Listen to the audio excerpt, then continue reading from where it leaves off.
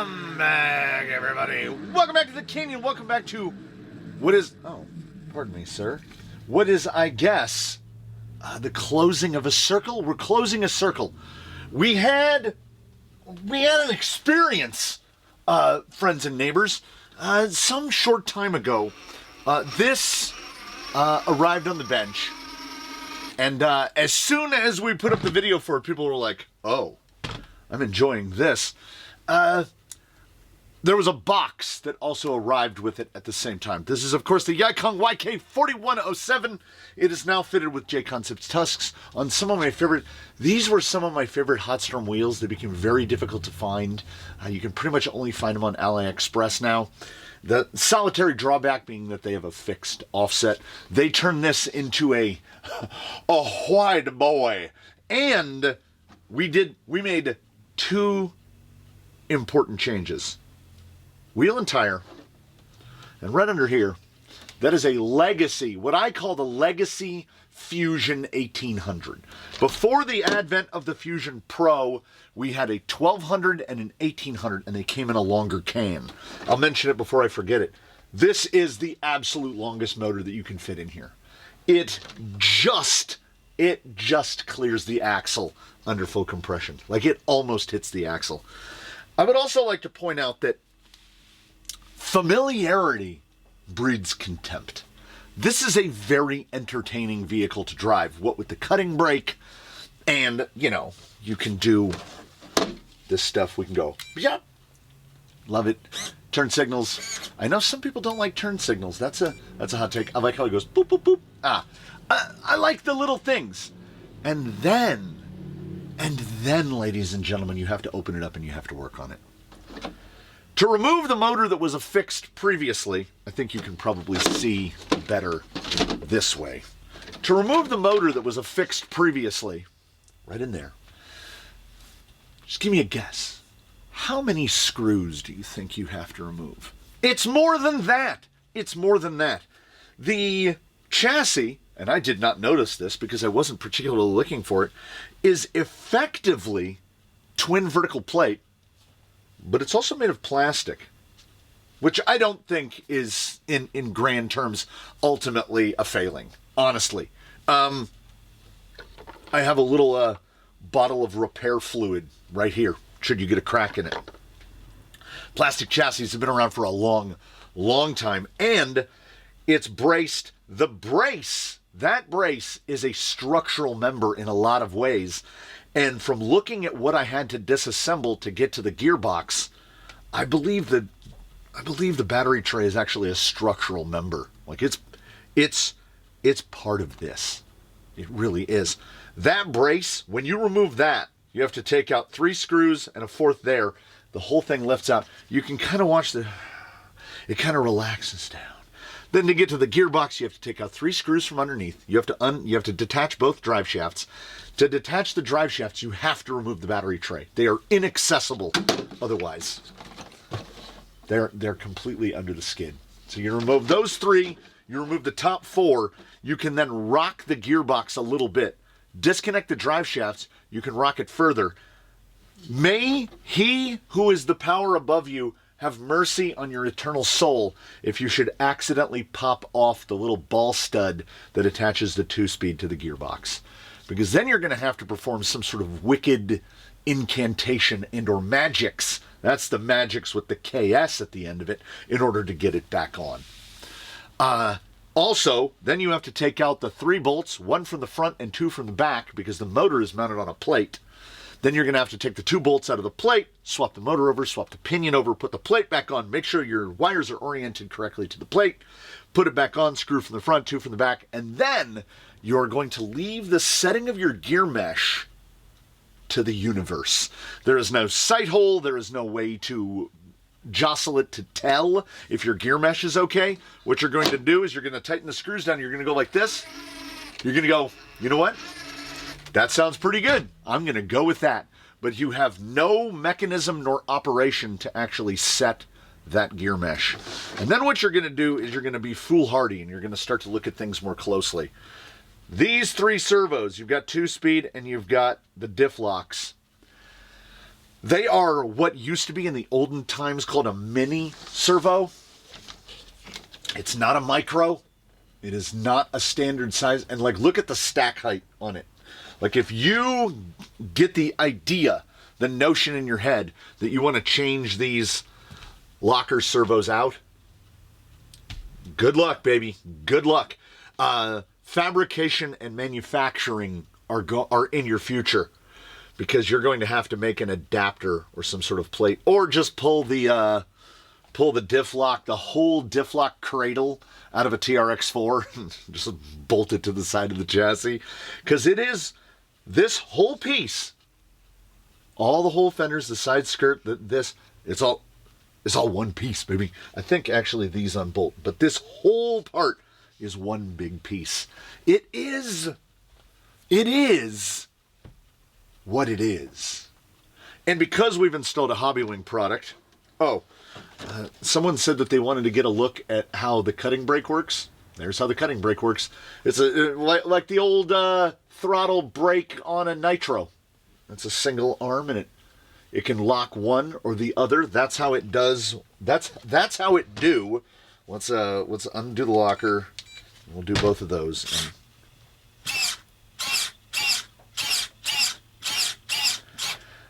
That's exactly how cutting brake do. That's exactly how it do. Very simple. 25 kg up in the back to do the cutting brake, which I think, yes, there's a 15 kg for steering and a 25 kg for the cutting brake. Cost savings, baby. I would probably go to at least a 25 on that, but the 15, you know what? For what it is, it borders on fine. This is why in the first installment of this, I said, you're going to change, most likely, the motor, wheels, and tires 100%. You have to. You have no choice but to change the wheels and tires. Fake high racks are never good. The only saving grace to these are the wheels. Everybody loves a turbofan. And look how deep they are. We throw these on there. This boy's 265 wide. This is a thick boy now. And that is going to help in everything. Traction, stability, forward drive, everything. It's side hilling. He's going to get better at everything. If you think back to the first installment, when we quick viewed this, I didn't even take it on the side hill because I was like, oh, it's going to be really, really bad. Also, with those rock hard tires and the rock hard foams included, it had no forward drive. It would not climb anything. It's going to climb some stuff now. Tuscan green, and inside, one of my least favorite inserts to work with, the Three Brothers Anti-Foam. And it's nothing against the foam. It is everything to do with the tuning rod. You're just guessing. You're just guessing, and you end up using them all. Will the rear be firm enough? Will the front be soft enough / firm enough? You have no idea. You take it out and you drive it, and you go, well, I hope it's over firm, because if it's not, I didn't buy 4 bags of tuning rods to fix these with. We prepare for the worst and we hope for the best. So the motor just fits. You can't set a pinion mesh. You can't replace these servos. And I mean, maybe there's a source for mini servos of unknown origin, unknown name, unknown output. And then there's the little stuff. We put in a Hobbywing. Hobbywing requires you to reverse your throttle channel.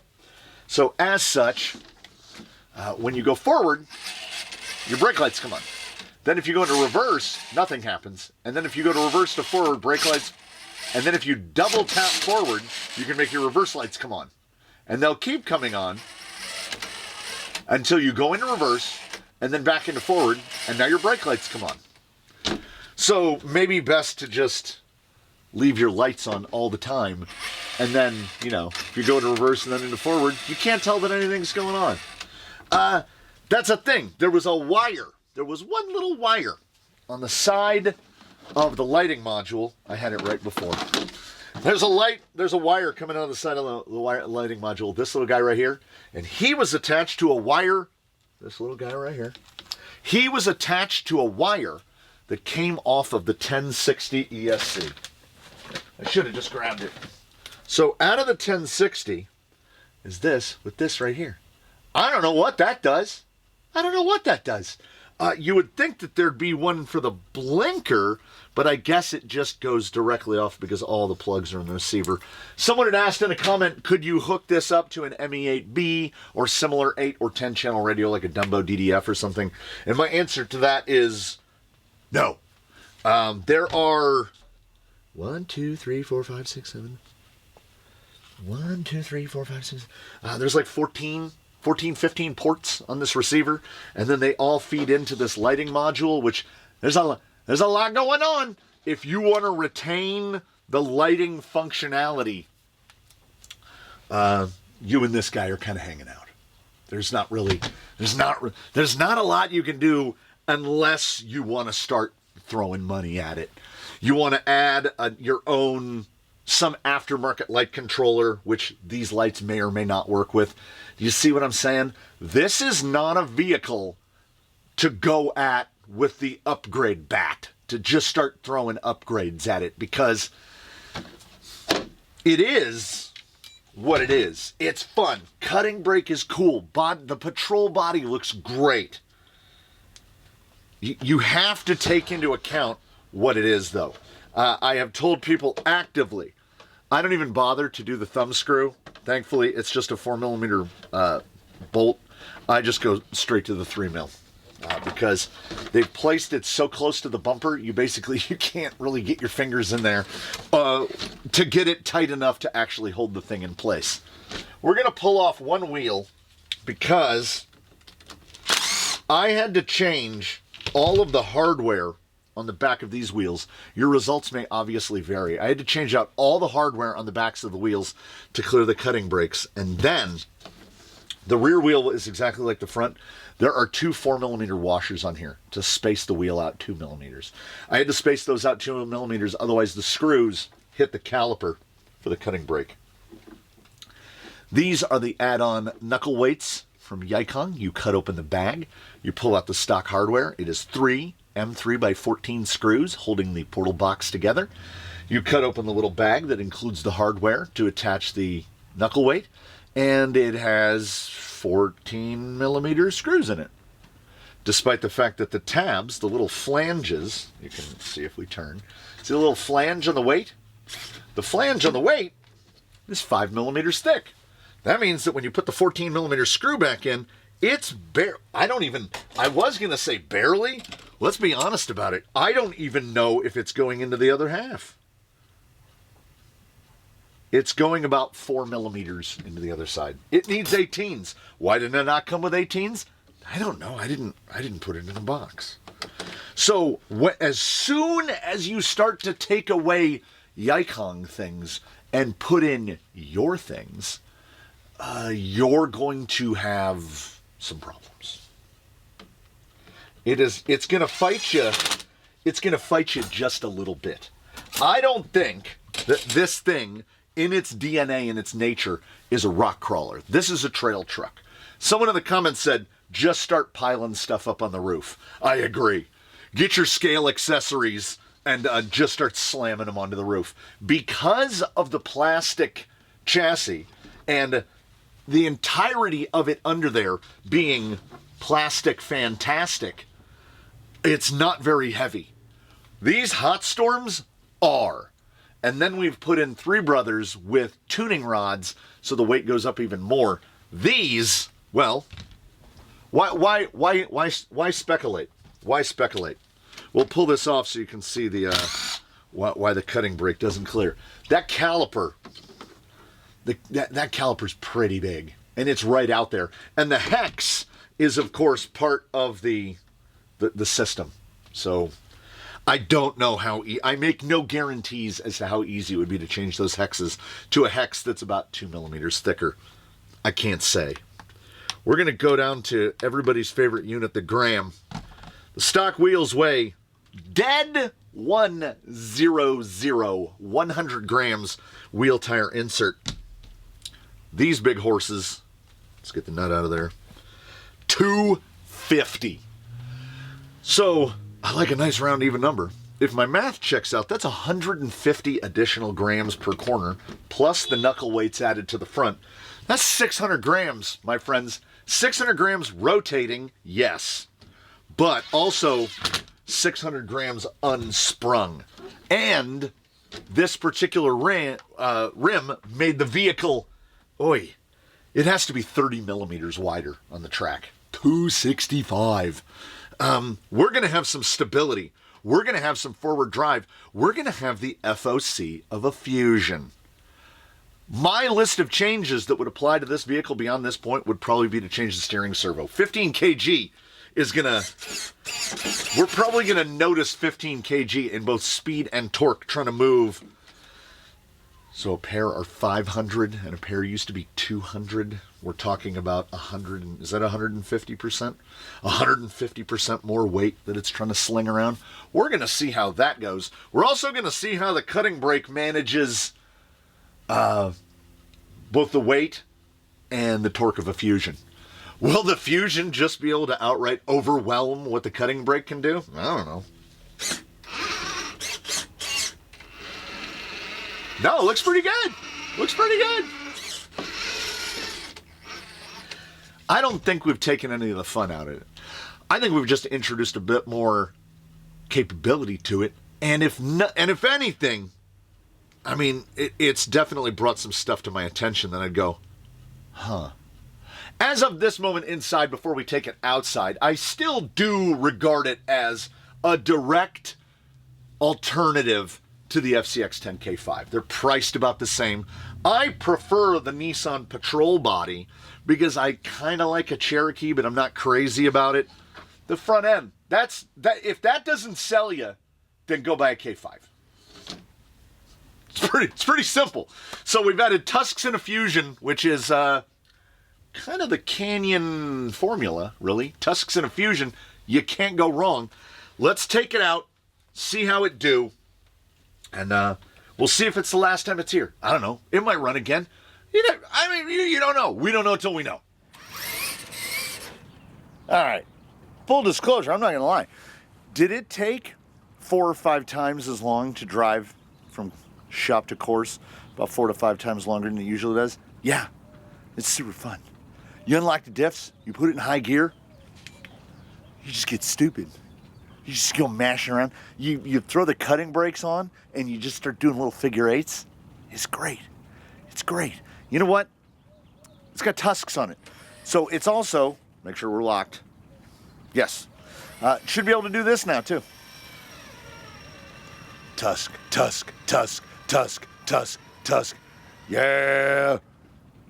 The brake lights are like disconcerting. Okay, and then we're gonna go bip, bip. Not quite enough. Are we? Oh, we're locked. Okay, unlock.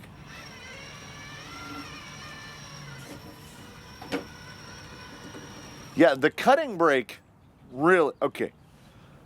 It's like proto dig, but really a flat ground thing.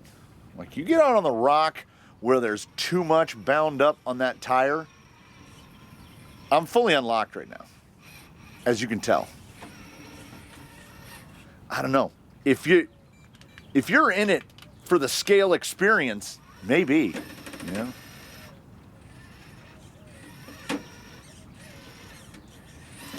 Ugh. Yeah, I mean, it's a wholesale improvement, you know. Then we remember the turning circle. 15 kg, trying to muscle these around.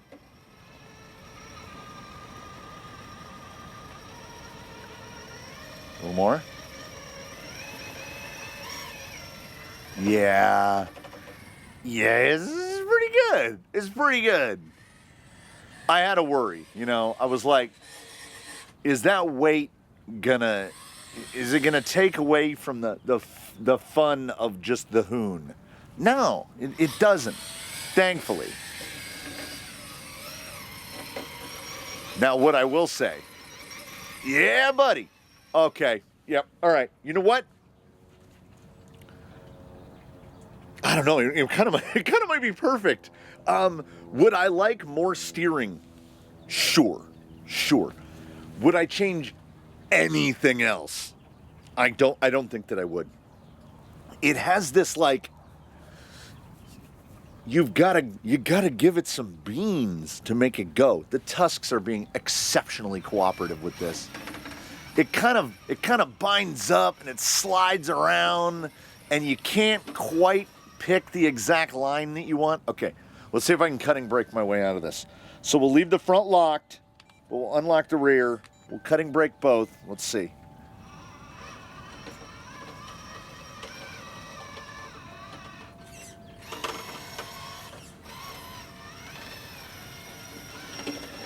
Yeah, if there's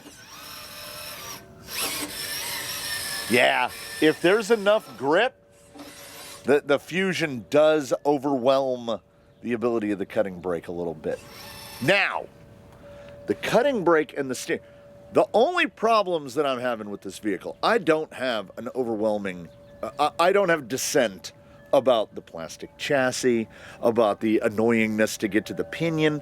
It's annoying, but it's got a fusion in it now. You know what that means? You never touch it again. It's done. We don't have to go in there. The problems remaining, in my estimation, the reverse lights stay on. I would trace the wire down to the little box and just unplug the wire for the reverse lights.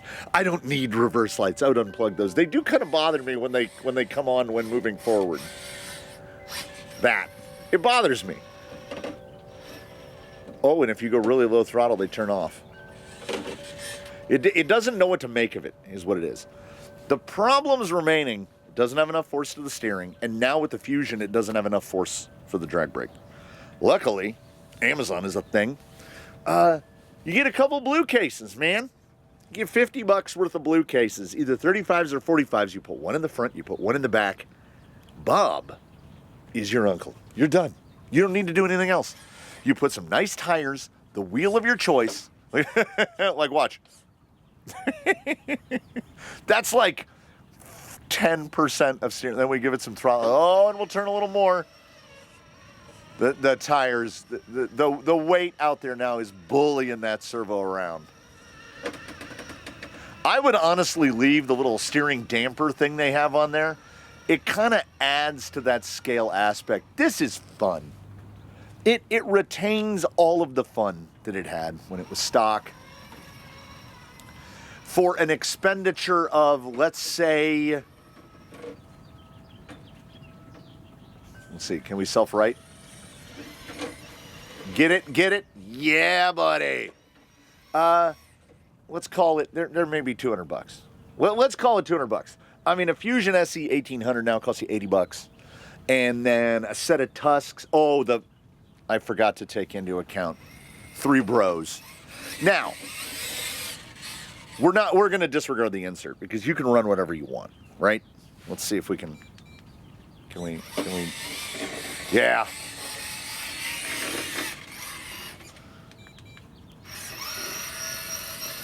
We'll evidence it real good right here. We can almost cutting brake. Well, servos, and you might want to take a little bit off of that front fender flare, right at the back of it, just a little bit. But is this a pretty pass issue? Like, are we forgiving some of the performance lack of performance? Are we saying that it's pretty enough, pretty pass? I don't know. Honestly, I don't think so. I think now, good wheel and tire, good motor, even without a servo that's up to the task. I think it crawls well enough. I wouldn't, obviously, if you're looking for something to invest time, money, and effort to in the realm of rock crawling, this is not it. This thing makes its fun on the way to the rocks. 265, hold us up? I think it will. Ooh. Oh, you got this, guy. Grab it. Yeah. 600 grams of added down low. We're gonna fall to wheels quite a lot. Okay, what I needed to do right there, but I couldn't get to it fast enough. I think what I need to do is we're gonna get into that same position where we start to lift it, and we're gonna unlock the rear. Get it right about here.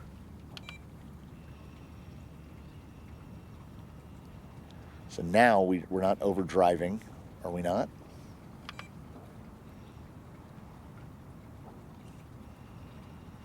Come on, come on. Oh, you know what? You know what, folks? We will take the toy car to the extreme, right?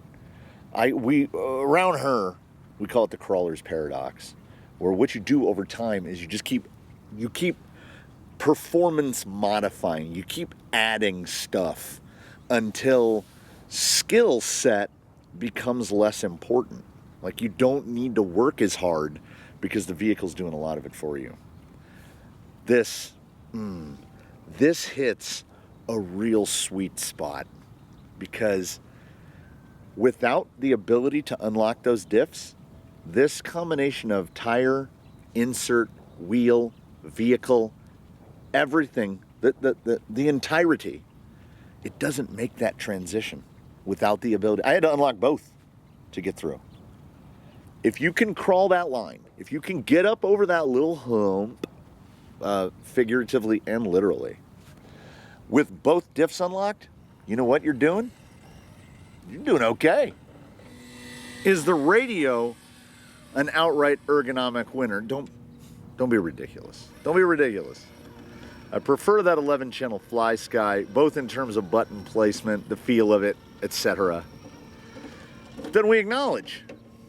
Take it as what it is. The cost to entry into this particular segment, there's a reason things like the Grom series from Arma, TRX4Ms, there's a reason stuff like that is getting so popular, because they're inexpensive.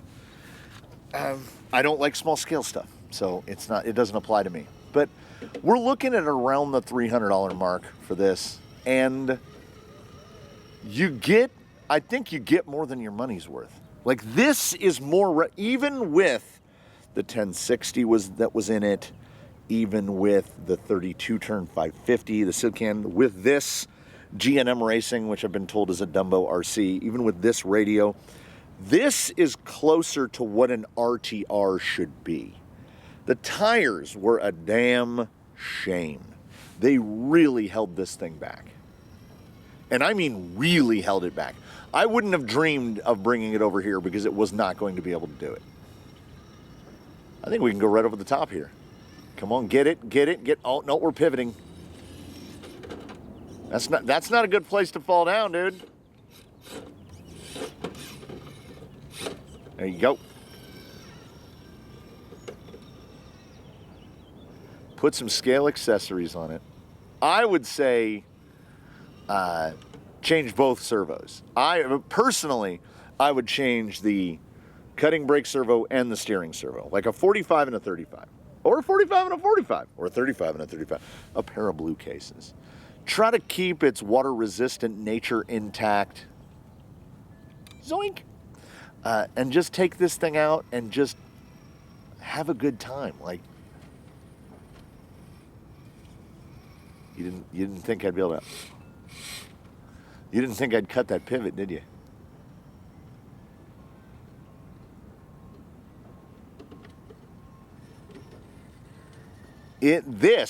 Okay, and this is not something that I would remark upon frequently, because there are scalers, which are things that perform like real-world vehicles, and then there are what people call scalers because it's got an Igloo cooler in the back and a driver figure and leaf springs, and they handle terribly. Many of them handle very, very badly. And because there are things that do not translate between the 1/1 world and the 1 whatever this is world. 1/10, 1/7, 1/8, whatever it works out to be.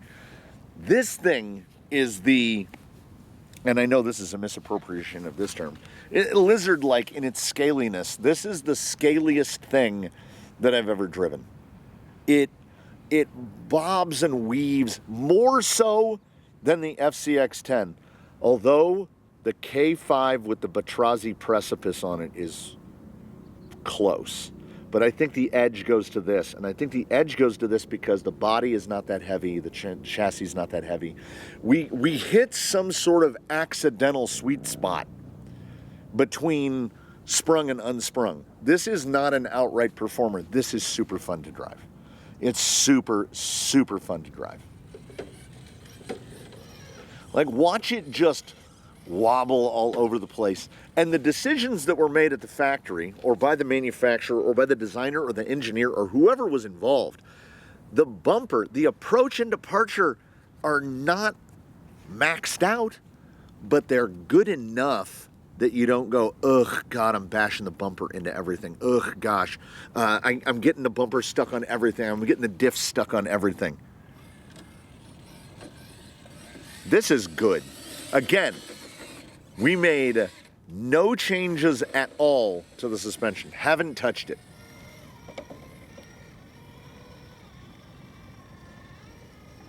This is competency. Now, if you stumble across the right YouTube video in the right time, you will see instances where the J Concepts Tusk is, it's like when what was his name, Glass Joe, when he wins Mike Tyson's Punch Out.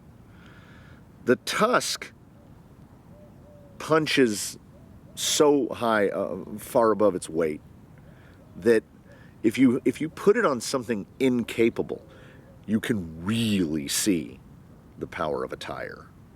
This thing could not make it up Slick Rock. It couldn't make it up Daphne's. It couldn't do anything. And now we can do all of the things, not with the greatest of ease, which is how I would prefer it. It just lacks some steering force now. But, I don't know, you might kind of like it, you know. You got to work it. Whoop! Excellent. You're never going to use this thing to compete, so use all the reverse you want. Watch this Tusk. Will it have enough? 260 wide. Get right here and yep! We're not trying to catch it on the 265. Stay down. Stay down. It's not even about trying to find lines. Well, no, it is. It is. It's not trying to assault a line. It's trying to find what approach can we use to get from point A to point B. There's almost some degree of elegance to its, not incompetence, it's competent enough. There's an elegance to its limitations. I like this. I had said that it would be difficult to find a place in a fleet for a vehicle like this in its stock configuration. As it sits now, the more I drive it, honestly, would I change the servos in it? Now I don't even know. Now I don't even know. Maybe a pair of 35s. Maybe a pair of 35s. Sometimes you can get a pair of 35s for 40 bucks. I'd throw 40 bucks at this.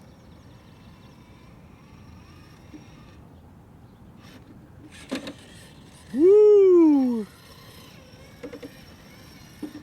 You can do it, bud. Oh, yeah. I mean, above anything else, it should be fun. And I feel like this retained every ounce of the fun. Because I recognized it's never going to be some kind of dominator. You treat it as what it is, and you won't be disappointed. Oh, get through, get through. You get to drive it. There's a lot to be said for that. But I mean, there's even more to be said about this. Yee!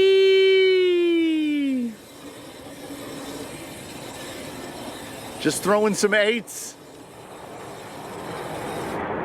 That's an... Well, that's noisy. And then, I mean, obviously...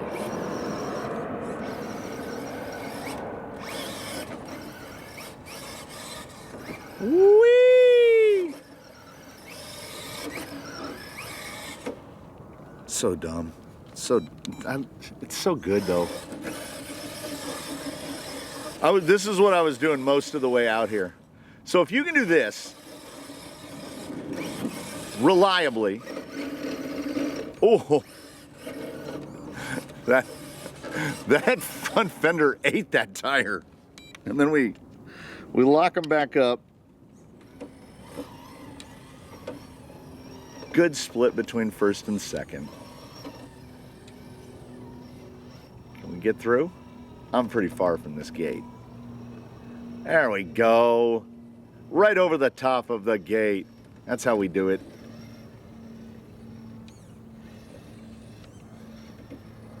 You can hear that sort of brrr. It'll get you there. Nice fusion low speed control. There's a reason that a big part of the Canyon formula is tusks and a fusion. I mean, what's not to like? It looks good, it drives good, it doesn't need anything else. I'd still lean towards a pair of 35s, but I mean, there it is. So if you were considering the Yikong, please take into that consideration. It's got weird servos for the 2-speed and the shifter. Working on it is not an enjoyable experience. There's gonna be little wiggly bits, right? You're gonna not get your reverse lights to work right. There's gonna be little things. It's not a vehicle to be upgraded. It's a vehicle to outfit to about this level of performance, and then just revel in how good it is. Not in spite of its limitations, but because of its limitations. I've got a soft spot for it now, and you know, we can always close out by doing this. We figure out which button is which, and then we go.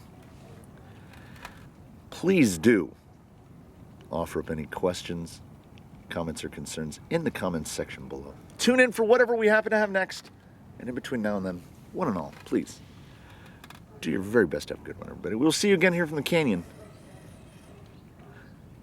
A little bit of ka-chow on the way out.